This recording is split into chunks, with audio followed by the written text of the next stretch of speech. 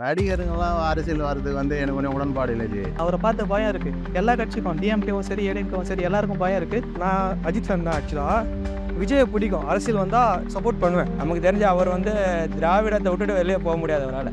தமிழ்நாட்டை பொறுத்த வரைக்கும் திராவிடம் தான். ஏடிஎம்கே இல்லை டிஎம்கே ரெண்டு தான் வருது. ஆக்சுவலாக ரெண்டுமே இல்லாமல் புதுசாக வரணும் தான் எக்ஸ்பெக்ட் பண்ணுறோம். விஜய் அவர்கள் அரசியல் கட்சி ஆரம்பிச்சிருக்காரு. அதை பற்றி உங்கள் கருத்து என்ன? ஜனநாயக நாடுங்க. யார் வேணாலும் வரலாம், யார் வேணாலும் இது பண்ணலாம். உங்களுக்கு கமல் சார் வந்தார், விஜயகாந்த் சார் வந்தார், சரிங்களா? இந்த மாதிரி யார் வேணாலும் வரலாம். இவர் தான் வரணும், அவர் தான் வரணும் இல்லை. மக்களுக்கு என்ன பண்ணுறாங்க அதை பார்த்துட்டு தான் மக்கள் அடுத்து அவங்க என்ன பண்ணணும்னு சொல்லுவோம். இல்லை, அது இன்வைட் பண்ணக்கூடியது தான் அது. ஆக்சுவலாக இது வரைக்கும் பாலிடிக்ஸில் எந்த ஒரு சேஞ்சஸும் புதுசாக எதுவும் பார்க்கல. ஸோ புதுசாக நிறைய ஸ்கீம்ஸு சிஸ்டம்ஸு வரணும் தான் யங்ஸ்டர்ஸ்லேருந்து எல்லாருமே எக்ஸ்பெக்ட் பண்ணுறாங்க. ஸோ அது வரவேற்க வேண்டியது தான். நிறைய மாற்றம் கொண்டு வருவார்னு சொல்லிட்டு எதிர்பார்க்குறேன். தனியாக எதுவும் பண்ண முடியல அப்படின்னாலும் கூட இருக்காங்க. இப்போ சீமான் அண்ணா இருக்காங்க, 2 பேரும் இப்போ கூட்டணி வைக்க போகிறேன்னு சொல்லிட்டு இருக்காங்க. அது வைப்பாங்களான்னு சரியாக தெரியல. இப்படி வச்சா நல்லாயிருக்கும். அதுக்கப்புறம் எதுவாக இருந்தாலும் பார்க்கலாம். இப்படி இருந்தாலும் புதுசாக ஒன்று வரணும்னு தான் ஆசைப்பட்றோம். இப்போ புதுசாக வரணும் அப்படின்றப்ப இப்போ விஜய் அண்ணா வராங்க அப்படின்றப்ப அதை இன்னும் இன்வைட் பண்ணுறோம் தான். ஏன்னா இப்போது ரெண்டுமே ஒன்று ஏடிஎம்கே இல்லை டிஎம்கே ரெண்டு தான் வருது. ஆக்சுவலாக ரெண்டுமே இல்லாமல் புதுசாக வரணும் தான் எக்ஸ்பெக்ட் பண்ணுறோம். அப்போ தனியாக வந்தாலும்னா கூட்டணி வந்தாருண்ணா எதுவாக இருந்தாலும் ஓகே தான். புதுசாக வரணும், அவ்வளோதான்.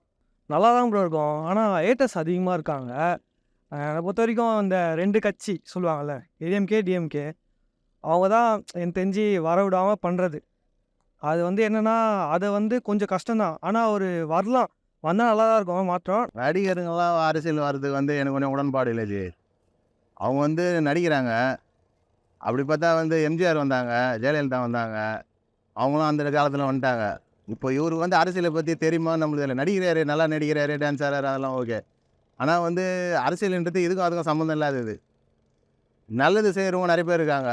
அதாவது அரசியலை பற்றி தெரிஞ்சவங்க. இப்போ எது பண்ணால் எப்படி பண்ணலாம், மூவ் பண்ணுறதுலாம் நிறைய இருக்குது அரசியலில். அங்கேருந்து மேலேருந்து எப்படி பணம் வாங்கணும், அதெல்லாம் நிறைய விஷயம்லாம் இருக்குது. நம்மளுக்கு ஓரளவுக்கு தெரிஞ்ச வரையும் சொல்கிறேன். அது நடிகருங்களுக்கு அதை பற்றி தெரியுமான்னு தெரியல. இவரோட வட்டம் வேறு.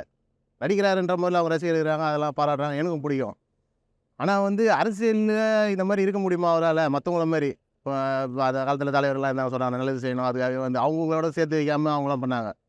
இவரால் அப்படி இருக்க முடியுமா? இவர் ஒரு வட்டத்துக்குள்ளே இருக்கிறாரு. அதாவது அவங்க ஃபேமிலி அப்படின்னு இருக்கும்போது இப்போ திடீர்னு செய்வாரா இல்லை அதை பற்றி தெரியுமா, அதெல்லாம் தெரில. வராங்க. ஆனால் ரசிகர்கள் நிறைய பேர், ஃப்ரெண்ட்ஸ் எல்லாமே நிறைய பேர் இருக்காங்க. அவங்களாம் என்ன சொல்கிறாங்க, போடுவோம் தான், ஓட்டு போடுவோம் தான் சொல்கிறாங்க. செஞ்சால் தான் தெரியும். சீமான் நிறைய நாள் கத்தின்னு இருக்கிறாரு, வரோம் எனக்கு ஒரு வாய்ப்பு கொடுங்க, வாய்ப்பு கொடுங்கன்னு. அது மாதிரி இவரும் வந்தால் தான் தெரியும். என்ன கேட்டாக்கா நடிகர்கள் இதில் வந்தால் கரெக்டாக இருக்குமான்னு தெரியல. நான் தான் சொல்லிட்டேனே, நான் போட மாட்டேன். ஏன்னாக்கா அவங்க நடிகர்னா நடிகராக இருக்கட்டும். அரசியல்வாதினா உள்ளே சின்ன வயசுலேருந்தே இருக்கணும். இல்லை அவங்க அப்பா இருந்து வராங்கன்னா, இப்போ இவங்களாம் வராங்கன்னா அவங்களுக்கு ஓரளவுக்கு தெரிஞ்சிருக்கும். அவங்க நல்லவன்னு சொல்லலை, இப்போ இருக்கிறவங்களாம் நல்லவன்னு சொல்லலை, அவங்களுக்கு தெரிஞ்சிருக்கும். இவங்களுக்கு அது மாதிரி தெரியுமான்னு தெரியல, நாலேஜ் எப்படி இருக்குன்னு தெரியல. பார்த்தா தான் தெரியும். இப்போ அவங்களுக்கு மக்கள் ஆதரவு கொடுப்பாங்கன்னு நீங்கள் நினைக்கிறீங்களா? கொடுப்பாங்க. இளைஞர்கள் இருக்காங்க, மாற்று அரசியல் வேணும்னு நினைக்கிறவங்க இருப்பாங்க. அது அவர் நடந்துக்கிறத பொறுத்து இருக்குது.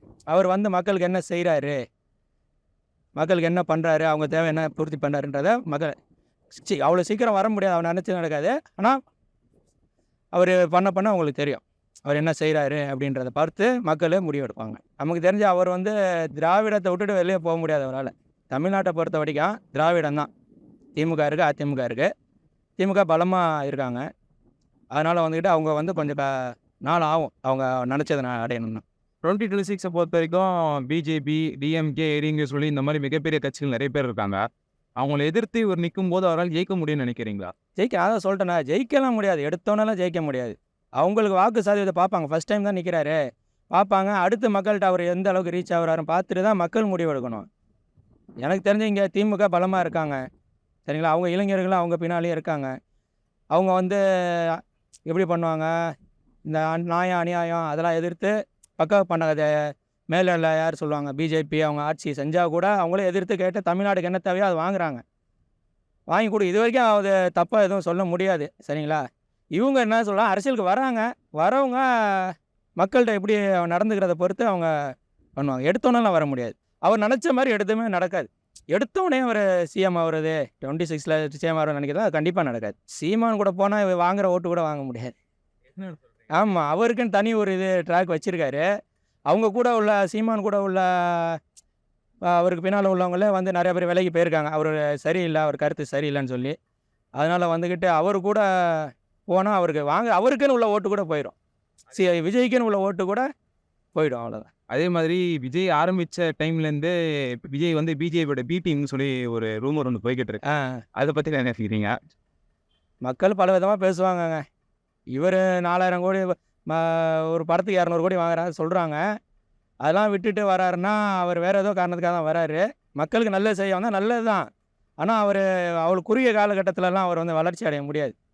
அவர் உழைக்கணும், அதுக்குன்னு உழைக்கணும். சும்மா விஜயகாந்த் சார் அவ்வளோ இது பண்ணி கடைசியில் இப்போ இந்த அளவில் தான் இருக்குது.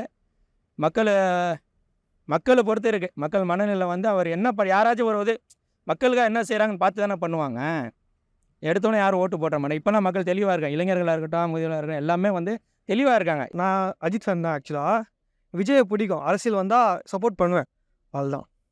எப்படி நல்லா தான் ப்ரோ இருக்கும். அவர் தமிழ் நிறைய இது சப்போர்ட் பண்ணுறாரு. இந்த இதுக்கெலாம் போனார், இந்த என்னது இந்த ஃப்ளட்டு அந்த விஷயம் அதேமாதிரி நிறைய விஷயத்துக்கு போயிருக்காரு.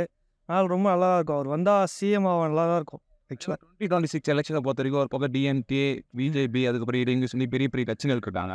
இவங்க எல்லாரையும் மாரி அவரால் ஜெயிக்க முடியும்னு நினைக்கிறீங்களா? ஜெயிக்க முடியுமா முடியாதுன்னு தெரில. ஆனால் சட்டமன்றத்தில் டெபாசிட் ஏதாச்சும் 2-3 சீட் அடிக்க வாய்ப்பு இருக்குது. ஏன்னா அவருக்கு வந்து ஃபேன்ஸ் அதிகம். ஃபேன் பேஸில் அவர் உள்ளே போக வாய்ப்பு இருக்குது. ஆனால் சிஎம் தான் கொஞ்சம் டவுட்டு. எவ்வளோ பெரிய கட்சியாக இருந்தாலும் டிமோட் பண்ணுவாங்க. ஏன்னா விஜயகாந்தே அவ்வளோ ஃபேன் பேஸ் இருக்கும்போது வரும்போதே அதை டிமோட் பண்ணுவாங்கள்ல. அதனால நிறைய பேர் டிமோட் பண்ணுவாங்க.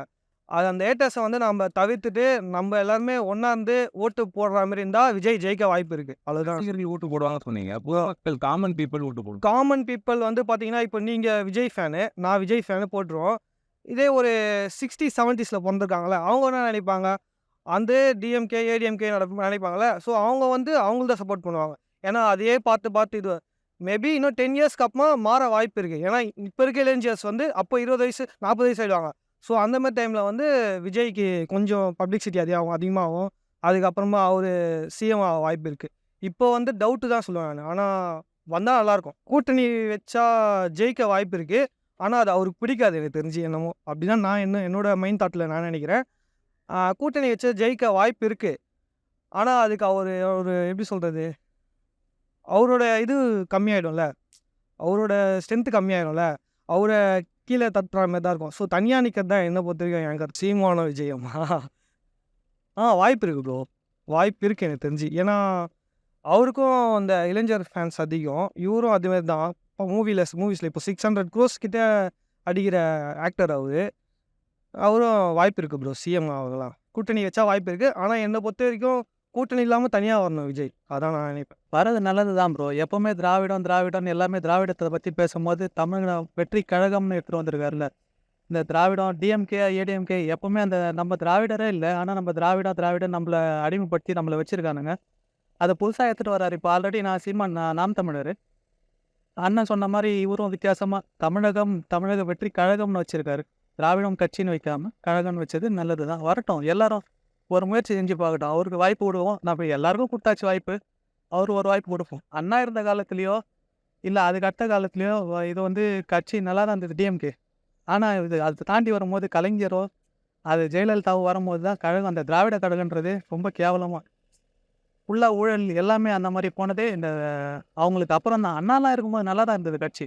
ஆதரிக்கலாம் ப்ரோ. ஏன்னா அவர் என்ன பண்ணாருன்னா, ஃபஸ்ட்டு ஒரு இடம் கேட்குறாரு, அங்கே ரெடி பண்ணார், மறுத்துட்டாங்க. திருப்பி ஒரு இடம் கேட்குறாரு, அது ஒரு காரணம் வச்சு மறுக்கிறாங்கன்னா என்ன, அவரை பார்த்து பயம் இருக்குது. எல்லா கட்சிக்கும் டிஎம்கேவும் சரி ஏடிஎம்கேவும் சரி எல்லாருக்கும் பயம் இருக்குது. அந்த பயத்தை எப்படி காட்டுறது?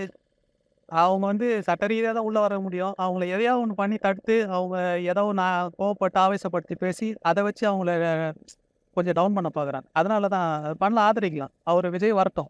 ஜெயிக்கிறோமோ தோக்குறோமோ ஃபஸ்ட்டு நம்ம களத்தில் இறங்கி வேலை செய்யணும்ல. அதான் ஃபஸ்ட்டு வந்திருக்காரு. ஜெயிக்கிறாரா தோக்குறாரான்னு எலெக்ஷனில் பார்த்து அந்த கட்சியிலேருந்து மாற்று கட்சி வந்தால் போதும். எங்களுக்கு வந்து திராவிடம் டிஎம்கே ஏடிஎம்கேலேருந்து மாற்று கட்சியாக வந்து எங்கே இருக்குது, எனக்கு போட்டாலும் சரி விஜய்க்கு போட்டாலும் சரி யாருக்கு போட்டாலும் எங்களுக்கு ஓகே தான்.